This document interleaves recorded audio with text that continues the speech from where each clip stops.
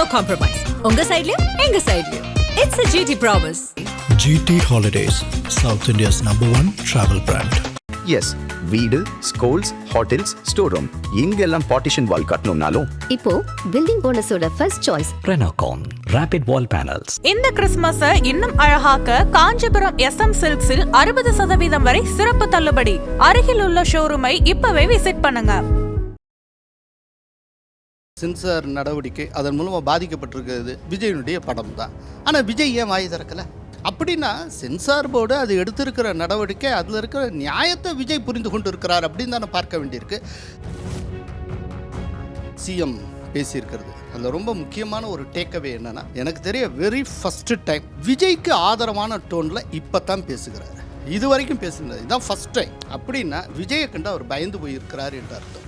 ஏன்னா விஜயின் காரணத்தினால கிறிஸ்டியன்ஸ் ஓட்டு பெருமளவு போய்விடுமோ அப்படிங்கிற ஒரு பயம் இருக்கு. இரண்டாவது, விஜயை நோக்கி காங்கிரஸ் நகர்ந்து விடுமோ அப்படிங்கிற பயம் இருக்கு. அதை இப்போ ரொம்ப லேட்டா ஸ்டாலின் யோசிக்க தொடங்கி இருக்கிறார். ஆதநேயர்களுக்கு அன்பு வணக்கம். இன்று நம்மோடு மூத்த பத்திரிகையாளர் திருமிகு கோலாகல ஸ்ரீனிவாஸ் இருந்துள்ளார். சார் வணக்கம் சார். சார், இந்த சென்சார் இஷ்யூ ஒரு மிகப்பெரிய இஷ்யூவாக மாறி இருக்கு. குறிப்பாக சிஎம் இதுக்கு ரியாக்ட் பண்ணியிருக்காரு. சிபிஐ, இடி, ஐடி வரிசையில் சென்சார் போர்டுமே மத்திய அரசினுடைய கைப்பாவையாக மாறிடுச்சுங்கிற ஒரு டோனில் பேசியிருக்காரு. இதை விஜய் வாய்ஸ் அவுட் பண்ணி பேசியிருக்கணும், விஜய் மிஸ் பண்ணிட்டாரு. ஸோ சிஎம் பேசியிருக்காரு. என்ன சார் சொல்ல விரும்புகிறாங்க இந்த சென்சார் இஷ்யூ மூலமாக? சென்சார் விஷயம்லாம் அவங்க எதுவுமே சொல்ல விரும்பலை. ஆக்சுவலாக இவ்வளவு தூரம் பாதிக்கப்பட்டு இப்போ சென்சார் நடவடிக்கை அதன் மூலமாக பாதிக்கப்பட்டிருக்கிறது விஜயனுடைய படம் தான். ஆனால் விஜய் ஏன் வாய் திறக்கலை? அது ஏன் அவரை சுற்றி இருக்க மொத்தம் அத்தனை பேரும் பேசுகிறாங்க, ஏன் விஜய் வாய் திறக்கலை? அப்படின்னா சென்சார் போர்டு அது எடுத்திருக்கிற நடவடிக்கை, அதில் இருக்கிற நியாயத்தை விஜய் புரிந்து கொண்டு இருக்கிறார் அப்படின்னு தானே பார்க்க வேண்டியிருக்கு. சரி, இப்போ இவர் சொல்லுகிறார் சிபிஐயும் மற்ற அத்தனையும் வச்சு மத்திய அரசு ஒரு அடக்குமுறையை கட்டவிழ்த்து விடுகிறதுங்கிற அந்த டோனில் சொல்லுகிறார். அப்படின்னா இந்த கரூர் தொடர்பான விசாரணையை முதல்ல அவங்கள இனிஷியேட் பண்ணது யார்? மாநில அரசு தானே. அவங்களாவே திடீர்னு ஒரு கமிஷன் போட்டாங்க, ஒவ்வொன்றும் பண்ணாங்க. இப்போ அதுக்கு என்ன பேர்? அதுக்கப்புறம் தானே அவங்களே இங்கே சுப்ரீம் கோர்ட் போனாங்க. சுப்ரீம் கோர்ட்டில் விஜய் கேட்டதே என்ன? சிபிஐ விசாரணைக்கு உத்தரவிடணும் தானே கேட்டார். அதன்படி தான் கடைசியில் நீதிபதியும் கொடுத்தாங்க. அதனால் இது நேரத்துக்கு ஏற்றபடி. இதில் ஒரே ஒரு விஷயம் என்னென்னா, இந்த விதமாக சிஎம் பேசியிருக்கிறது அதில் ரொம்ப முக்கியமான ஒரு டேக்அவே என்னென்னா, எனக்கு தெரிய வெரி ஃபஸ்ட்டு டைம் விஜய்க்கு ஆதரவான டோனில் இப்போ தான் பேசுகிறார். இது வரைக்கும் பேசுகிறது இதுதான் ஃபஸ்ட் டைம். அப்படின்னா விஜயை கண்டு அவர் பயந்து போயிருக்கிறார் என்று அர்த்தம். ஏன்னா விஜயின் காரணத்தினால கிறிஸ்டியன்ஸ் ஓட்டு பெருமளவு போய்விடுமோ அப்படிங்கிற ஒரு பயம் இருக்குது. இரண்டாவது, விஜயை நோக்கி காங்கிரஸ் நகர்ந்து விடுமோ அப்படிங்கிற பயம் இருக்குது. இப்போ விஜய் தனித்து நின்றாலே டிஎம்கே நோக்கி வரக்கூடிய ஒரு 4.5 இல்லாட்டி 5% கிறிஸ்துவ வாக்குகள் மொத்தமாக இடம்பெயரலாம்.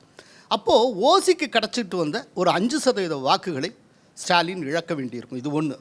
ரெண்டாவது, ஒருவேளை விஜயோட காங்கிரஸ் கைகோர்த்துதுன்னா ரொம்ப ஒரு அடமெண்ட்டாக பிடிவாதமாக இருக்கக்கூடிய முஸ்லீம் ஓட்டர்ஸும் விஜயை நோக்கி நகரலாம்.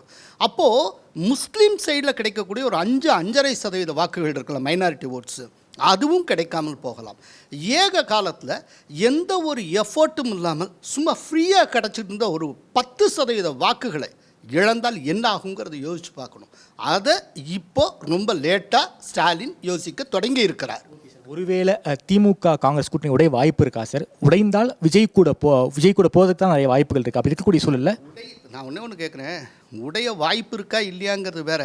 ஆனால் டிஎம்கே எதிர்த்து எத்தனை பேர் பேசிக்கிட்டு இருக்காங்க? காங்கிரஸ்லேருந்து திருச்சி வேலுச்சாமி தொடங்கி அவர் மாணிக்கம் தாக்கூர் வரைக்கும் எவ்வளோ பேர் பேசிகிட்டு இருக்காங்க. அப்துல்லாவுக்கு மாணிக்கம் தாக்கூர் சொன்ன பதில், நான் மரியாதை கொடுத்து மரியாதை வாங்க வேண்டும்.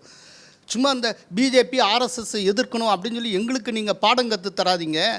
காங்கிரஸ் எந்த காலத்திலும் பிஜேபியோட அலையன்ஸ் வைத்த கட்சி அல்ல. அப்படின்னா என்ன அர்த்தம்? 1999 2004 வரைக்கும் கூட்டணி வச்சது நீங்கள் எங்களை பார்த்து அட்வைஸ் பண்ணாதீங்கன்னு மாணிக்கம் தாக்கூர் அப்துல்லாவை பார்த்து சொன்னார். ரைட்டா? அப்படின்னா இன்றைக்கி எந்த அளவுக்கு டசில், இந்த அளவுக்கு ஒரு டசில் போயிட்டுருக்கப்போ, இனிமேல் இவ்வளவெல்லாம் நடந்ததுக்கப்புறம் இனிமேல் காங்கிரஸும் டிஎம்கேயும் ஒரே கூட்டணியில் இருந்தால் கூட காங்கிரஸ் தொண்டர்கள் டிஎம்கேக்கு ஓட்டு போடுவாங்களா? இப்போ நாங்கள் ஒரு சர்வே பண்ணிகிட்ருக்கோம் சார். ஒரு உதாரணம் சொல்கிறேன். நாங்கள் ஒரு சர்வே பண்ணிகிட்ருக்கோம். பண்ணியிருந்தால் புதுக்கோட்டை பக்கத்தில் ஒரு கிராமம். அந்த கிராமத்தில் எங்கள் சர்வே டீம் போகுது. பார்த்துட்டு தான் அவங்க சொல்கிறாங்க, சார் இந்த கிராமத்தில் ஒரு 300 ஓட்டு இருக்குது சார், 300 காங்கிரஸுக்கு தான் சார் அப்படி. ஸோ அப்படின்னா டிஎம்கே கேண்டிடேட்ஸ் அது கிடையாது சார், காங்கிரஸுக்கு தான் சொன்னோம். காங்கிரஸ் டிஎம்கேயோடைய கூட்டணி வச்சாலும் நாங்கள் தாவேக்காவுக்கு போடுவோம்னா இப்போ என்ன சொல்லுவீங்க? ஸோ விரிசல் விழுந்தாச்சுங்க. இனிமேல் தலைவர்கள் ஒன்று சேர்ந்தாலும் தொண்டர்கள் ஒன்று சேரணும்ல. அப்படி இல்லாமல் போயிடுச்சுன்னா ஓகே சார், கூட்டணிக்குள்ளே இவ்வளோ இஷ்யூ இருக்கும், டிஎம்கே அதை பெருசாக அட்ரஸ் பண்ணல. அதே போல் டெல்லி ஹைகமாண்டும் காங்கிரஸ் டெல்லி ஹைகமாண்டும் இதை அட்ரஸ் பண்ணல. என்ன சார் தலைவருடைய மைண்ட் செட் என்னமா சார் இருக்குது? அட்ரஸ் பண்ணுவாங்க, அதை அட்ரஸ் பண்ணால் இன்னும் பெருசாகிட்டே போகும். இதை வந்து சீக்கிரட்டாக அவங்க பேசிப்பாங்க.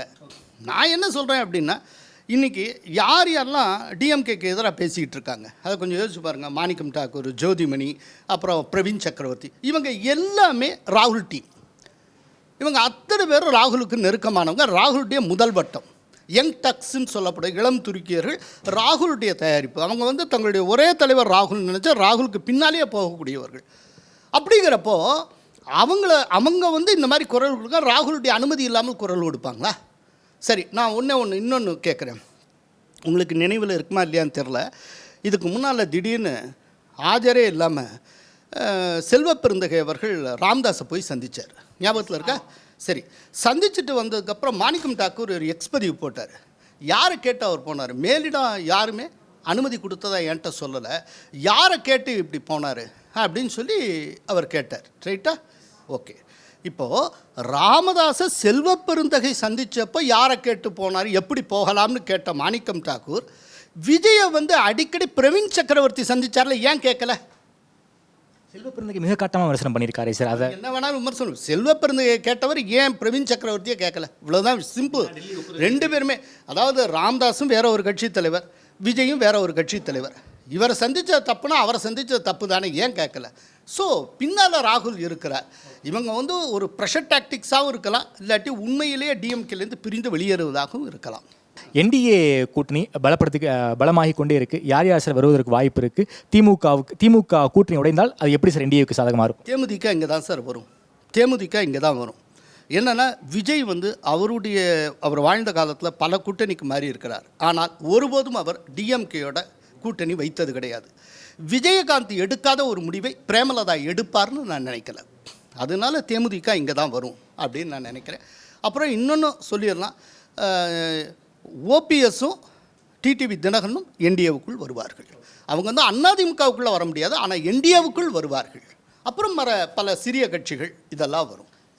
சீனியர் ராமதாஸ் என்ன முடிவு சார் எடுப்பார்? அவர் சசிகலா அவர்கள் மாதிரி அமைதியாக வாய்ப்பு இருக்கா? 21 அமைதியாக இருக்காங்க, அதே மாதிரி அமைதியாக வாய்ப்பு இருக்கா?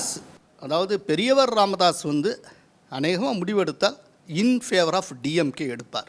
ஆனால் அதனால் எந்த பாதிப்பும் இல்லை. நாங்கள் இப்போ ரீசெண்டாக ஒரு பெரிய சர்வே எடுத்தோம். அதில் வன்னிய சமூகத்து மக்கள், அப்புறம் பிஎம்கேலே இருக்கக்கூடியவர், அவங்க சொல்கிறப்போ அவங்க சொன்னது, எங்களுக்கு கட்சினா அன்புமணி தாங்க, பெரியவர் மேலே பெரிய மரியாதை உண்டு, அவர் ஃபோட்டோ எங்கள் வீட்டில் வச்சுருப்போம், ஆனால் நாங்கள் நடக்கிறது அன்புமணி பாதையில். ஏன்னா அன்புமணி இன்ட்ரடியூஸ் பண்ணதே இவர் தானுங்க, இவர் சொல்லித்தானுங்க அவர் பின்னால் போனோம் அப்படிங்கிறாங்க.